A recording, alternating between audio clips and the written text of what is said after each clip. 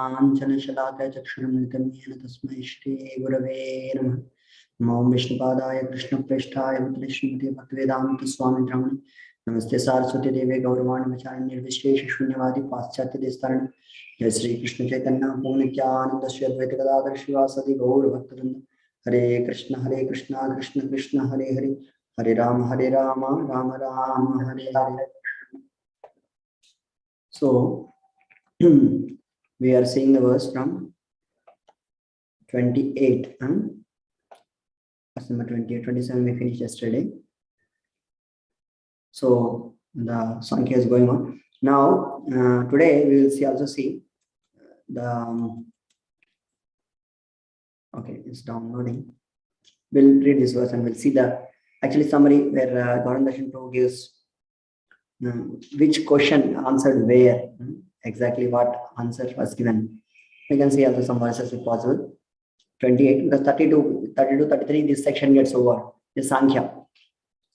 Sankhya basically of soul, the information about the soul.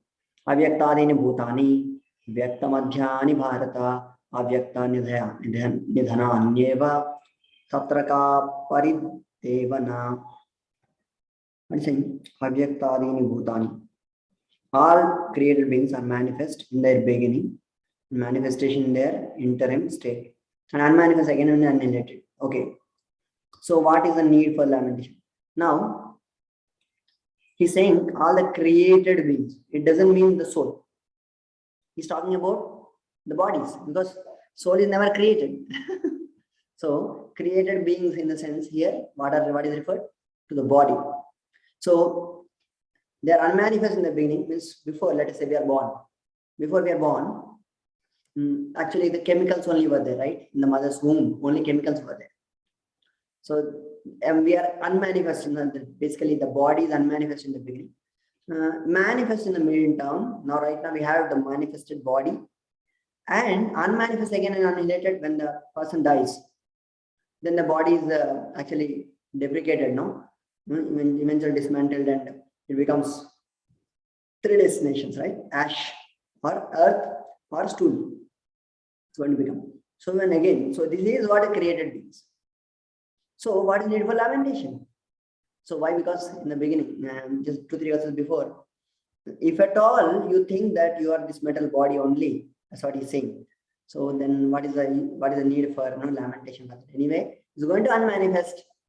So that's like that he's saying. Of course, Arjuna is not, doesn't belong to that category. Living entities are invisible in the beginning, manifest in the middle, and invisible at the end. Living, it's not, they're not visible to us, but what is visible?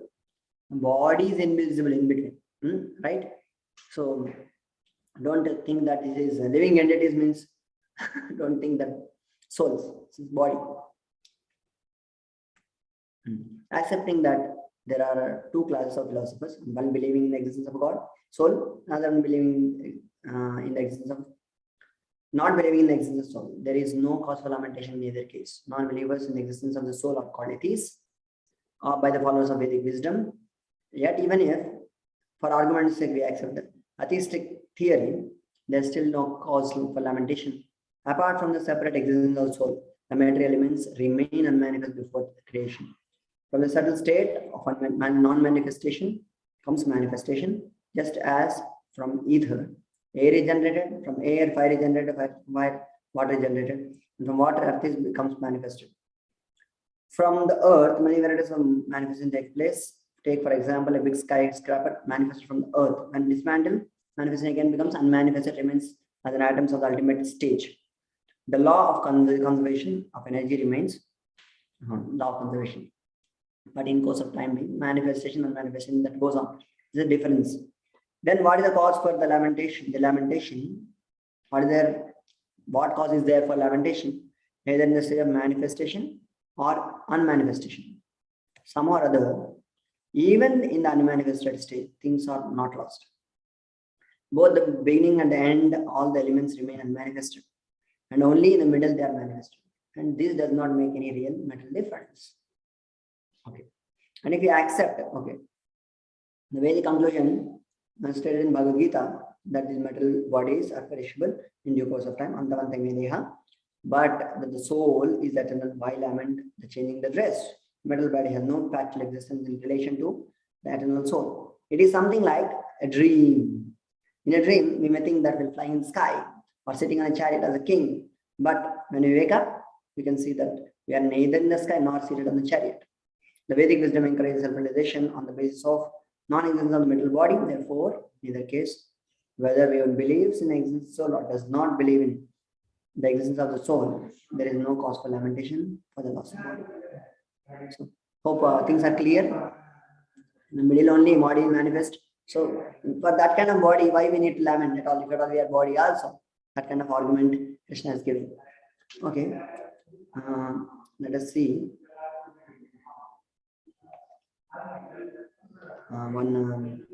This His Grace Gauranga Darshan Prabhu gives what all answers are given which stage. So that is spoken in Gita Subodhini. See till here, from 11 to 30 is the Jnana, the Sankhya. Analysis is being going on. Okay, we'll show that also.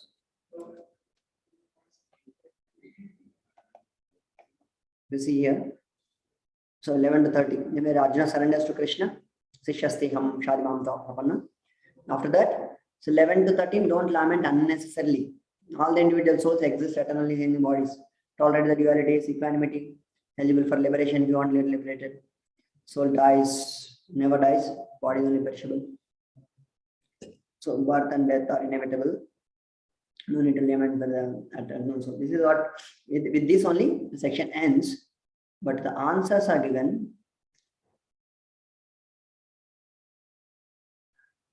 in the form of table. Oh, that is in the first chapter, I think, no?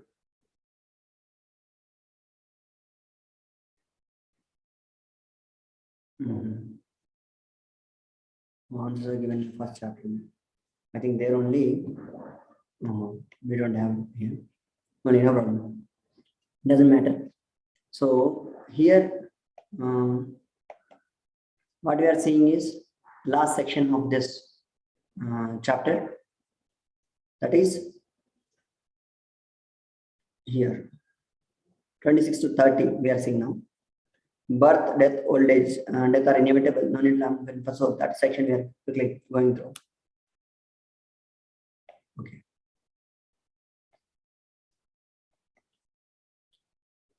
Commentaries are 28. Can somebody read quickly? Chandras for read.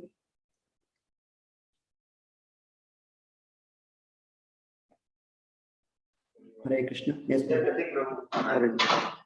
Thus, from the point of view of the soul, having no birth and death, and from the point of view of the body, for which birth and death are certain, the causes for lamentation have been eliminated. In this verse, the Lord argues against lamentation using both ideas, being eternal and having certain birth and death, but with a purely materialistic argument.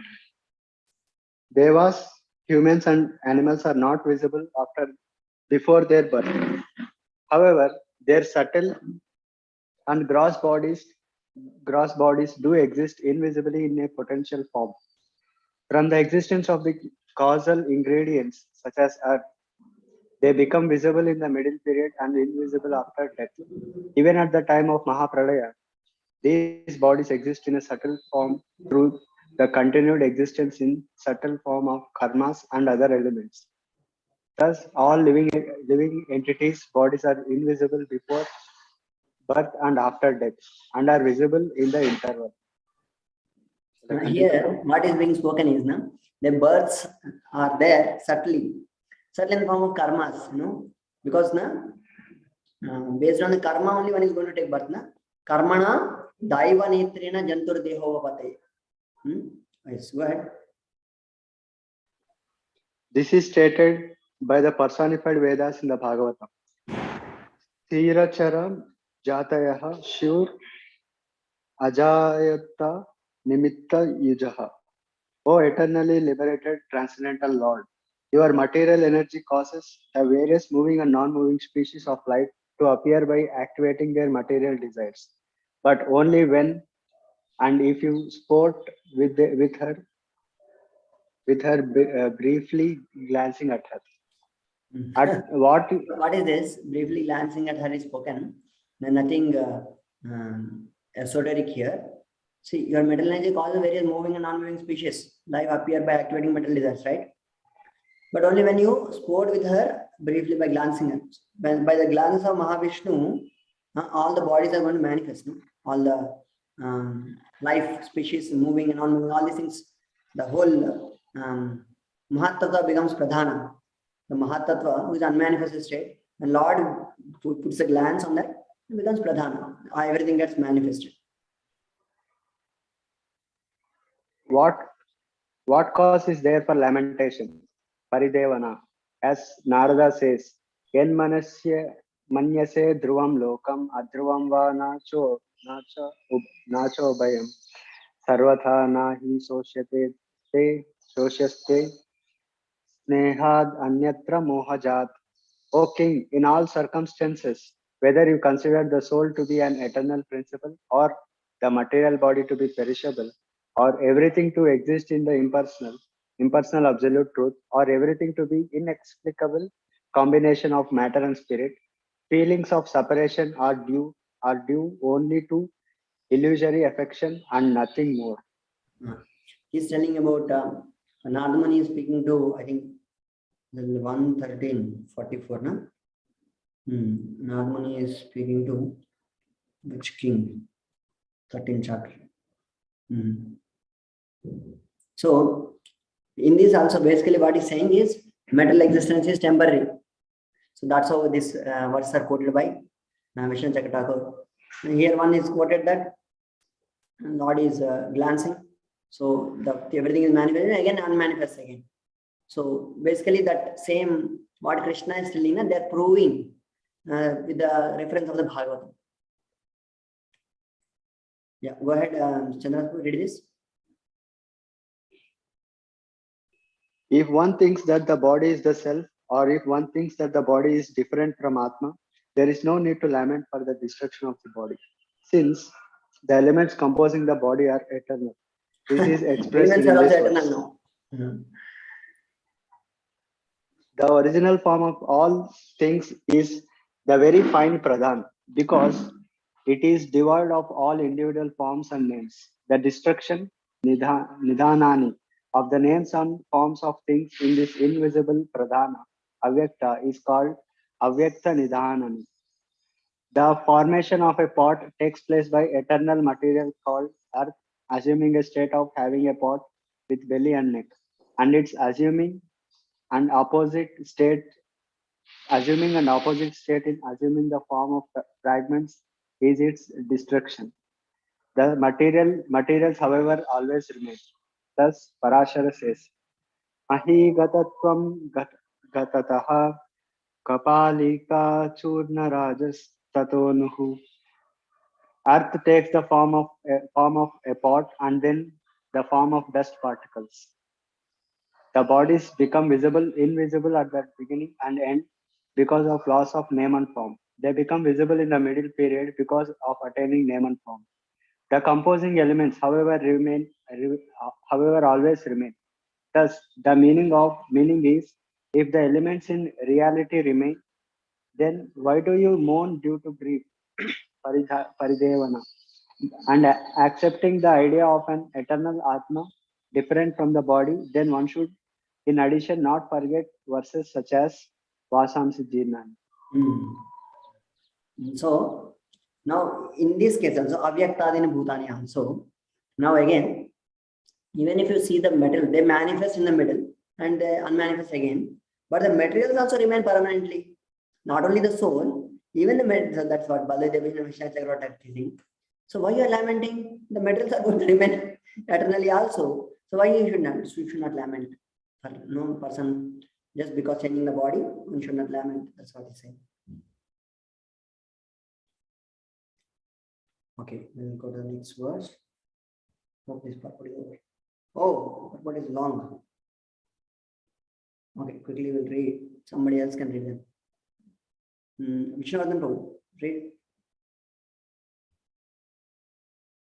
That which non-existent. Vishnu bro? Harival, you are unmuted. Sorry, you are muted. Unmute and speak. Okay, Meghna, read.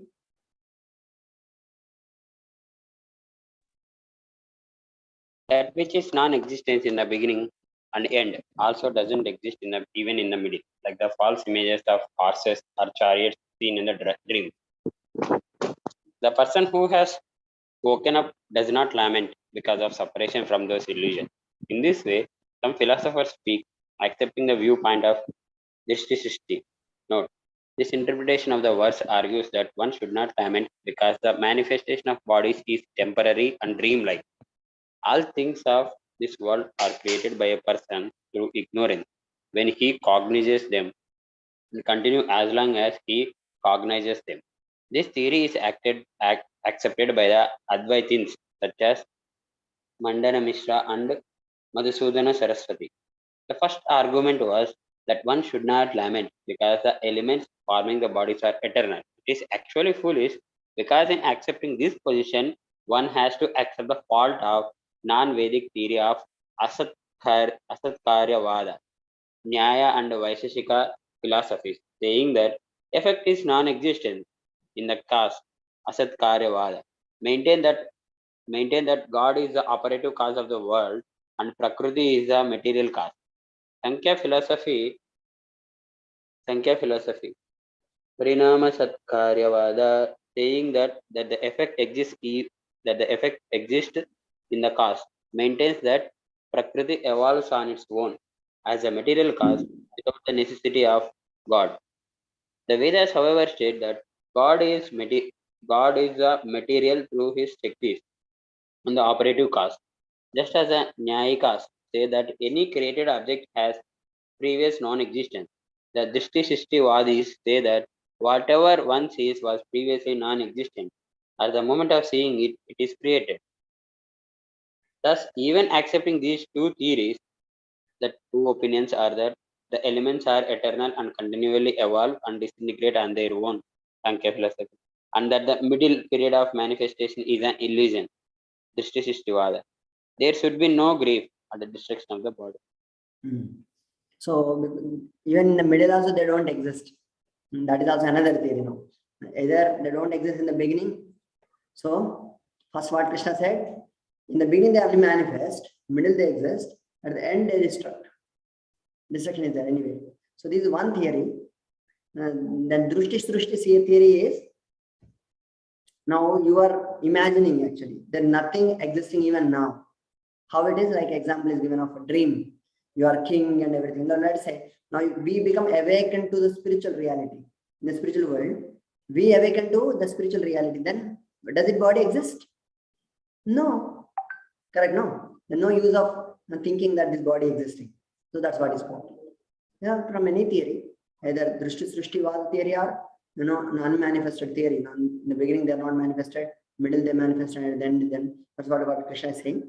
From both the places, basically he is convincing Arjuna no need of lamentation. By this body is simply changing the dress. That's what is.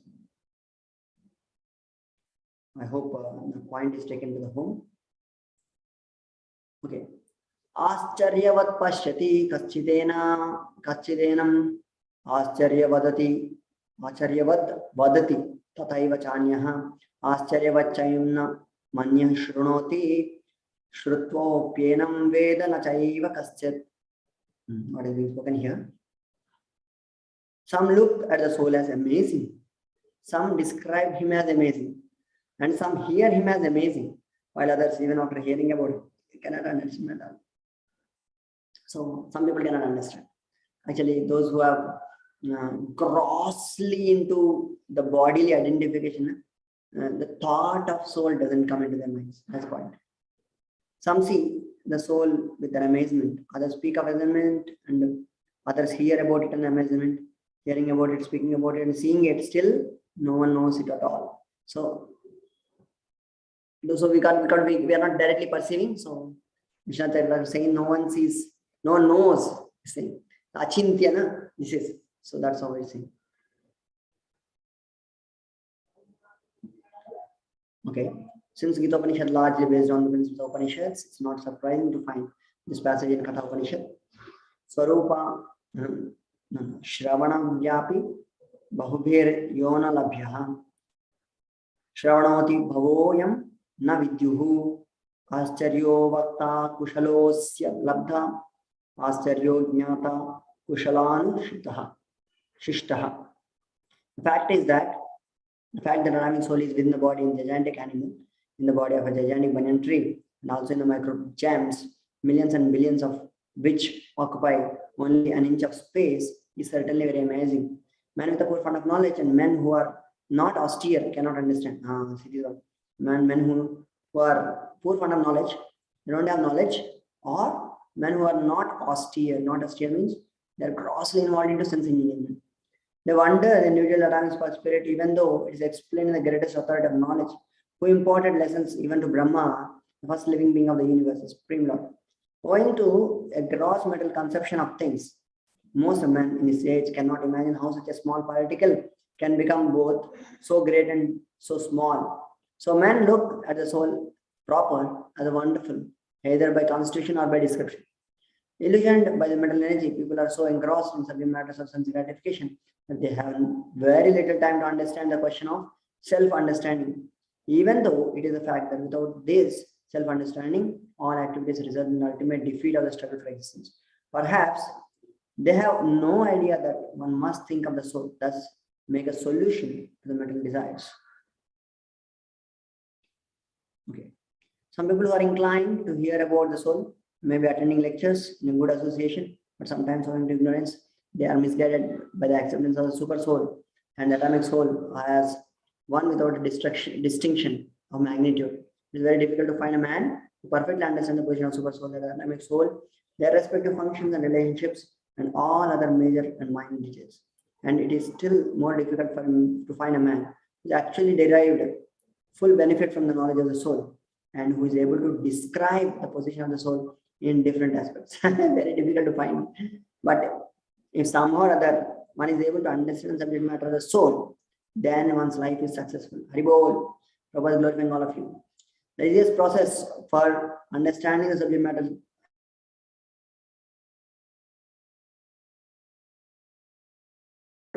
or Krishna without being deviated by other theories. But it also requires great deal of penance and sacrifice, either in his life or in the previous ones, before one is able to accept the Krishna, the Supreme Personality of Godhead, known as by the causeless mercy of the pure devotee, and there is no other way.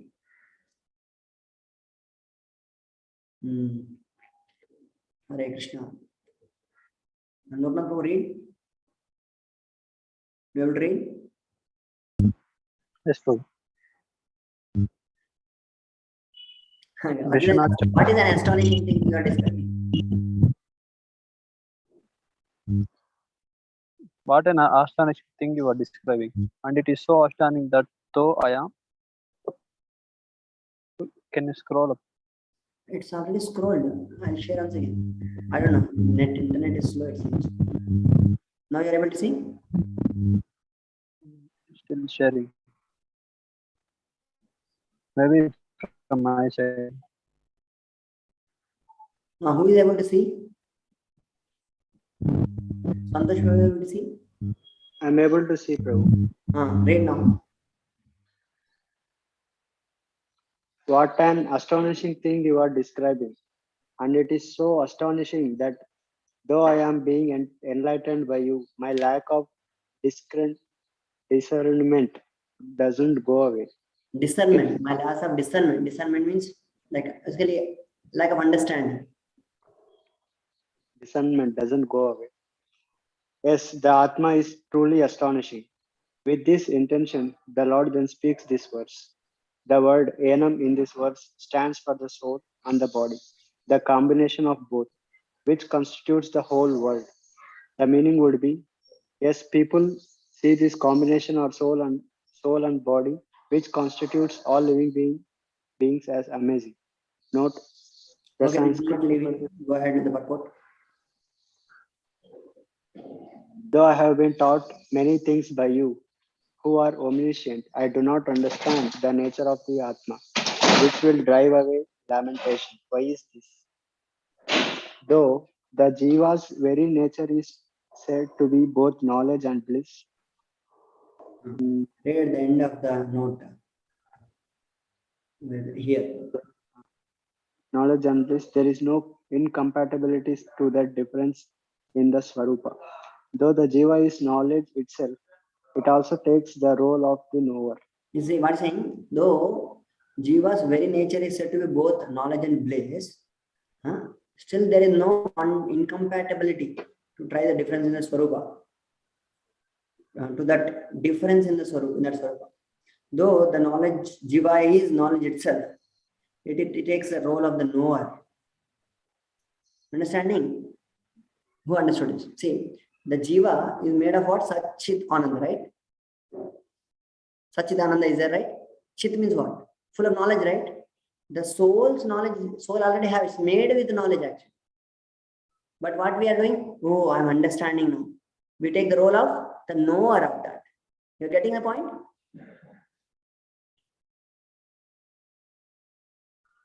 Yeah. No problem.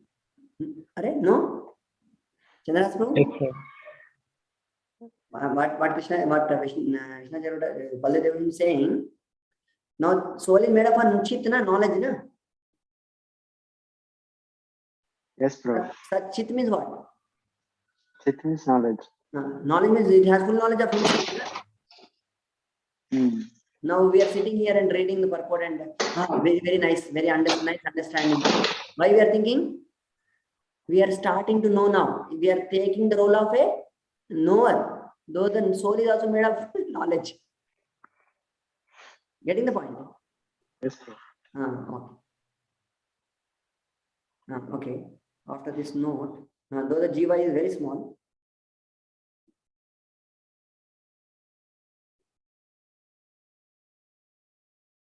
read ahead, Chandra. We'll quickly stop this off. Though the Jiva is very small. Though the Jiva is very small, it is spread throughout a large body. Though having had a relation with many bodies, it is untouched by those transformations. Being filled with many such contradictory qualities, the Jiva taught by me is astonishing. That person, Kaschit, who has attained the mercy of Guru and has pure heart, realizes, Pashyati, the true nature of this astonishing Jiva with contrary qualities, Enam, through performance of prescribed duties and observing truthfulness, austerities, chanting japa, and such things. The word Ascharyavat can modify the subject or the object. The person sees the Jiva as an astonishing object, or the person sees the Jiva and is astonished. Similarly, someone speaks of the Jiva as astonishing or speaks about the Jiva with astonishment, and hears about the Jiva as astonishing thing, or hears about the Jiva with astonishment. Even having heard about the Atma, the person who is not pure in heart does not understand about it. Thus, the true nature of Jiva is difficult to understand. Okay.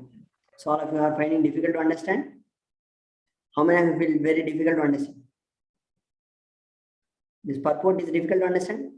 Okay. It's still difficult to understand, huh? Okay. Language is difficult to understand. Okay. Let me explain a little bit and we'll pause. See what he's saying, first thing. Though the Jiva is small, it is spread throughout the large body, right? Though having had a relation with many bodies, it is untouched by those transformations. So because the soul comes across so many bodies, right? So it is never touched by those transformations, becoming a small baby, becoming big, and again becoming dying and all these things. So it is untouched by those transformations. Being filled with so many contradictory qualities, the Jiva taught by me is astonishing. So this contradictory quality, now we are understanding, with the body, it's completely contradictory, right? So that's why Jiva taught by me is very astonishing. It comes into the body, but doesn't become the body actually. It is separate all the time. So body unmanifest, but soul remains, no. So it is very Ascharyavat. So the person, Kaschit, was attained the mercy of Guru. This person who has attained the Guru came in the association of pure devotees, guru, and he heard from him and practices spirituality and realizes. So only he purifies his hearts, only they can realize. That's what he's saying. Through the performance of prescribed duties, we say na 4 regulated principles, chanting Hare Krishna, we'll realize that we are not his body, we are spirit soul. That's what he said. Is it understandable till here? How many of you understood now? Forgot. Yes, bro. It's clear. Okay. Yes, bro. Thank you. Now, what is saying is the next. Simple. Ascharyavat man modify the subject or object. Now, Ascharyavat is talking about soul, right? So, subject is what? Subject is we. We are learning about object. Correct? Na? I am learning about object. So, it can modify whether the object, that soul is astonishing or the person who is knowing also is astonishing. Because he has soul only, no? So, you see, the person sees the jiva as an astonishing object. Oh, soul is amazing. It doesn't touched by any metal bodies. All the throughout the transformations are happening, but soul is never touched. So it's Acharyavat. And the person sees the jiva is astonishing. Oh, now the object is astonishing, but the person who sees the jiva is also astonished.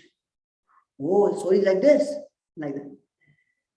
Similarly, someone speaks of jiva astonishing. Oh, soul is like this, somebody speaking like this, as he also or speaks about the jiva is the astonishment, and hears about the jiva as all of you are hearing. Oh, soul is amazing. Transformation it doesn't undergo. Okay. Otherwise, he hears about jiva with astonishment. Even having heard about the Atma, who is a person who is not pure at heart, does not know. Oh, what is the soul, jiva? All these things are spoken. So that's why it is hard for that those people. It is very difficult to understand. The words are little jugglery, but we need to have clarity. When we are reading clearly, we understand. Then only we can understand. One thing is told twice. Each thing is told twice here. Don't get them confused. What is that? Either jiva is astonishing or speaks about the jiva as astonishment. Hears about jiva as astonishing or hears about jiva with astonishment. Same thing is spoken. Is it okay? Explanation clear? Yes, bro. So don't become bewildered. We'll try to learn little by little, okay? So today will become a little late. We have taken half an hour almost. So we'll meet tomorrow again. Okay, thank you very much. Prabhupada ki jai. So it is astonishing. All of you are staying online. It's also astonishing. Hare Krishna. Chandras